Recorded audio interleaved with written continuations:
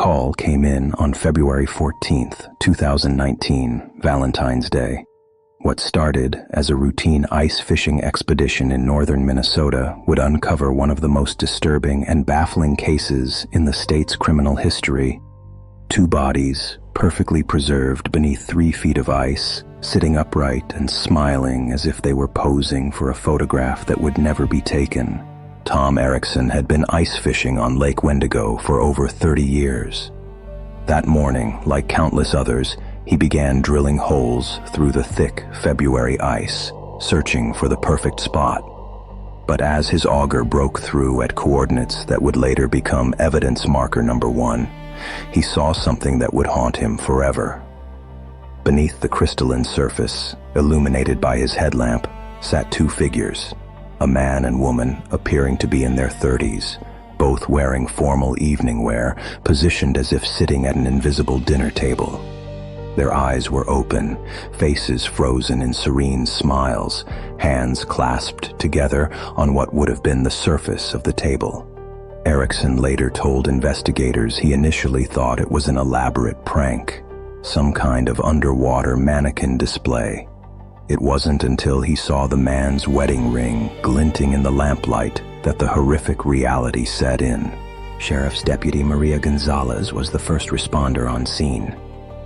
Her initial report, filed at 7:43 a.m., described what she called the most surreal crime scene of my career. The Hennepin County Sheriff's Department immediately cordoned off a 50-yard radius around the discovery site. What puzzled investigators from the start wasn't just the positioning of the bodies, but the complete absence of any obvious point of entry into the lake. The ice formation appeared undisturbed, with no visible cracks, holes, or weak spots that could explain how 2 adult bodies had ended up perfectly positioned 3 feet beneath the surface. Dr. James Morrison, the county coroner, estimated the ice had been solid for at least 6 weeks, with no thawing periods recorded in the area during that time. The victims were identified as David and Sarah Chen, both 34 years old, from Minneapolis. The couple had been reported missing by Sarah's sister on January 8th, exactly 5 weeks before their discovery. According to family members, the Chens had been experiencing marital difficulties and had planned a romantic getaway to work on their relationship.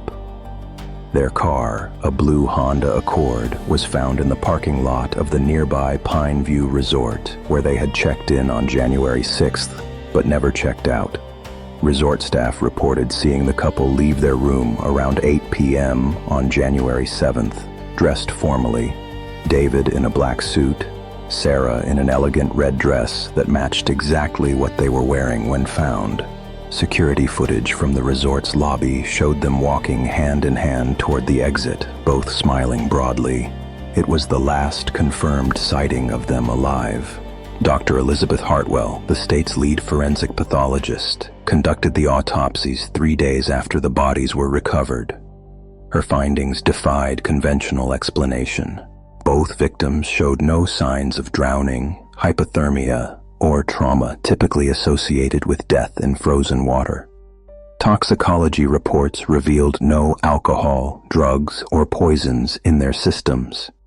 Most puzzling was the condition of their formal wear, completely dry and pristine, as if they had been dressed moments before being discovered. The fabric showed no ice crystal formation or water damage, despite being submerged for weeks.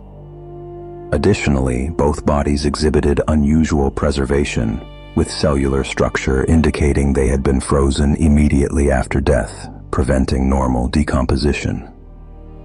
Dr. Hartwell noted in her report, "The positioning and preservation suggest the subjects were placed in their final position shortly after death, and immediately flash frozen by unknown means." As the investigation expanded, witness statements began painting a contradictory picture of the Chen's final days. Resort manager Patricia Williams insisted the couple appeared happy and relaxed during their stay, frequently seen holding hands and laughing together. However, housekeeping staff member Rosa Martinez reported hearing loud arguments coming from their room on both nights of their stay, with Sarah allegedly crying and David shouting about keeping promises and it being too late to back out. Local restaurant owner Mike Thompson claimed to have served the couple dinner on January 7th, describing them as oddly formal, and noting that Sarah barely touched her food while David kept checking his watch. Most mysteriously, elderly resident Eleanor Blackwood reported seeing the couple walking on the frozen lake around midnight on January 7th, carrying what appeared to be dining chairs and accompanied by several other figures she couldn't clearly identify in the darkness. Perhaps the most disturbing discovery came when investigators examined the ice surface surrounding the bodies. Using ground-penetrating radar and specialized photography, they uncovered an intricate pattern of markings carved into the ice, symbols and geometric shapes forming a perfect circle around where the Chens were positioned. The markings were only visible under specific lighting conditions and had been obscured by a fresh layer of ice and snow. Dr. Amanda Reeves, a forensic anthropologist consulted on the case, identified some symbols as resembling ancient Nordic runes, while others appeared to be original designs. The precision of the carving suggested the use of professional tools, and chemical analysis revealed traces of an unknown wax-like substance that had been used to fill the grooves. Most unsettling was the discovery of what appeared to be small holes drilled through the ice at specific points around the circle, as if anchoring some kind of structure that had since been removed. Despite extensive investigation involving state and federal resources, the case began to stagnate by summer 2019. Lead detective Ray Morrison interviewed over 50 potential witnesses, examined hundreds of hours of security footage, and followed leads across 3 states. The FBI's Behavioral Analysis Unit created a profile suggesting the crime involved multiple perpetrators with advanced knowledge of preservation techniques and possible ritualistic motivations. However, no concrete evidence emerged linking any suspects to the scene. The couple's financial records showed no unusual transactions, their phones provided no helpful data, and forensic analysis of their clothing and personal effects yielded no DNA evidence beyond their own. The investigation was further hampered by the unique nature of the preservation method. Without understanding how the bodies had been flash frozen and positioned beneath solid ice, investigators struggled to develop a coherent timeline or methodology for the crime. As the official investigation wound down, local rumors began to fill the void left by unanswered questions. Longtime residents of the area spoke in whispers about Lake Wendigo's dark history, Native American legends warning of spirits that demanded tribute, unexplained disappearances dating back to the 1800s, and reports of strange lights and sounds emanating from the frozen lake during winter months. Local historian Margaret Thornfield discovered records of similar incidents in 1923 and 1967, both involving couples found in unusual circumstances on the same lake. More disturbing were contemporary accounts from area residents reporting organized gatherings on the lake during winter nights, with participants wearing robes and carrying torches. Several witnesses described seeing elaborate temporary structures erected on the ice under cover of darkness, only to vanish by morning. Social media posts from the months before the Chen's discovery mentioned unusual activity around Lake Wendigo, with hikers reporting ceremonial music and the smell of burning herbs drifting across the frozen surface.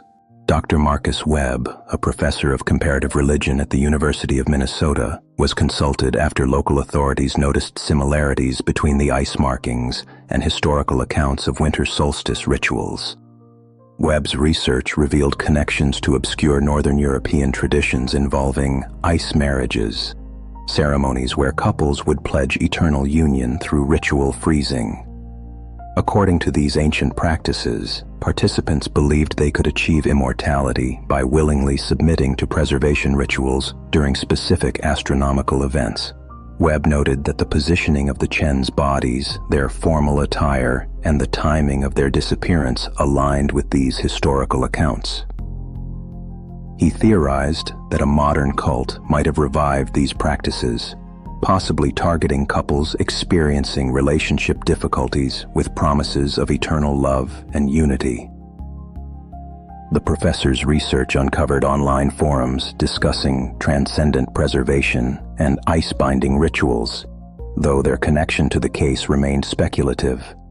5 years later, the Chen case remains officially unsolved, classified as a double homicide with unknown perpetrators and methodology.